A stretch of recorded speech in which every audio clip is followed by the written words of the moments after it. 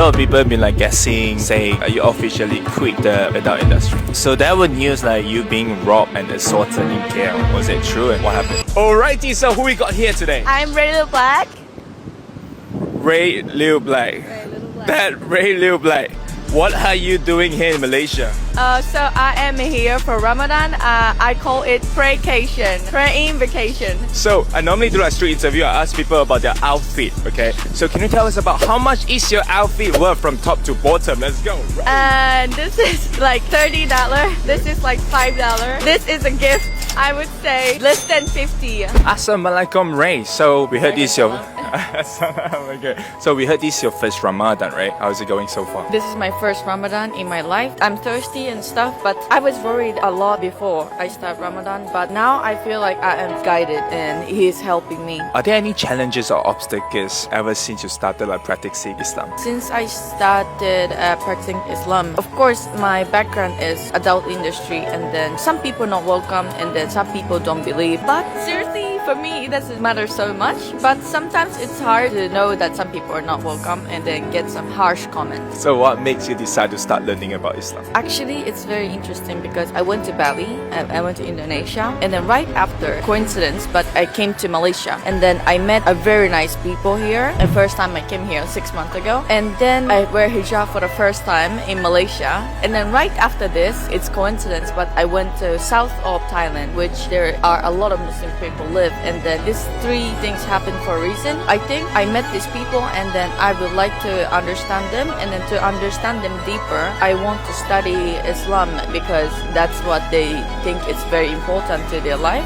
So I decided to study to understand them and to become a better friend. Are there any moments like, yes, this is it for me? So I have been struggling a lot with my life and depression for past 5 years or more. In Thailand, before I went to temple and stuff, but I didn't feel any connection. I went there, pray, but didn't feel anything. And then I started to practice Islam. At some point, I started to learn how to pray. One time I went to masjid, and then I felt so special. I felt so easy. I felt my heart is lifted and light. At that point, I was like, okay, you know what? I feel something. Okay, let me learn how to pray properly and then study more and practice Islam more. That's the moment when I thought this is it. Wow, impressive. How did your friends and family reacted when you told them you're like practicing Islam? My parents are Buddhist. I'm from Japan, so they're Buddhist. Almost all my friends are Buddhist. I told my parents like, hey, I am now practicing Islam and I'm praying. They're like, okay, you know what? We are Buddhist, but if believing this religion makes your life easy, makes your heart light, okay, we don't care. Just do it. That's lovely. That's lovely. How many times have you come to Malaysia again?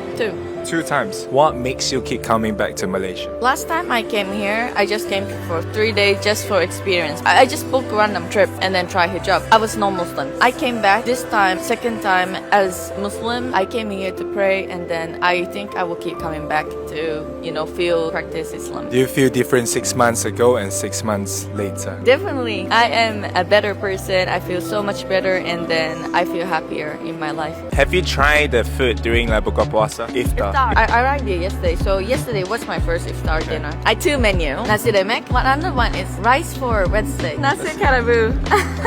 The blue one. Oh, the blue one, yeah, nasi kerabu. So which one is your favorite? I like both. You like both. So how did you prepare for your sahur? In the morning, the hotel that I'm staying, they have like a sahur set. So I had like a lot. So there were news like you being robbed and assaulted in KL. Was it true and what happened? So this is definitely not true. Media exaggerate what I said. Please, internet, don't believe all the information on the internet. What I said is some people followed me and stalked me on the street, and then at some point he grabbed me like this, but that's it. I wouldn't consider this as an assault. Maybe he was drunk. Of course I'm pretty. Yeah. It's not good thing, but it's not that I'm robbed or assaulted. So a lot of people say that they're gonna think like Malaysia is not a safe country. Do you think that Malaysia is a safe country? This is my 4th time here, so I cannot say much, but I don't feel any danger. Maybe if you go to like a touristic place, maybe it can happen, but it's everywhere. It's not only about Malaysia. A lot of people have been like guessing, saying you officially quit the adult industry. I would say yes, I quit. So no more. No. To be honest, you are impressive because like at such young age, go through so much. Yeah. All these comments, normal people can't stand it, can't bear with it. How did you go through all these negative comments and all these things online? First, when I started, I was caring so much, like, oh, why you say this? Why you say ugly? Why? But at some point, you're like, okay, you know what? I don't care. I don't check all the comments. I don't check all the DMs. You feel bad because you keep checking online. You keep checking, opening your phone and opening your comment section. That's why you're hurting yourself by opening it. So for me, I was like, okay, you know what? I think I am too addicted to social media, too addicted to internet. So hey, this is making me feel bad. So let's not open. Let's read books more. Let's go outside more. Let's run. Let's do sports more. And then now I feel better because I don't check often. If you don't see it, it's not there. Yeah, if you don't check it, you feel bad because you are opening your phone 1 hour to check every comment, see what they're saying. You probably see a little bit, but if it's a little, okay, you say like, okay, I don't know this guy, I don't care. Yeah. What one message you would like to share with your followers about this spiritual journey? Alhamdulillah, I feel so much help from the God, Allah. I feel guided every day. I feel so much peace. I feel all the blessing every single day. For some people worry about me because I get a lot of bad comments, but please don't worry. I know that what matters is the intention between me and God. I believe this,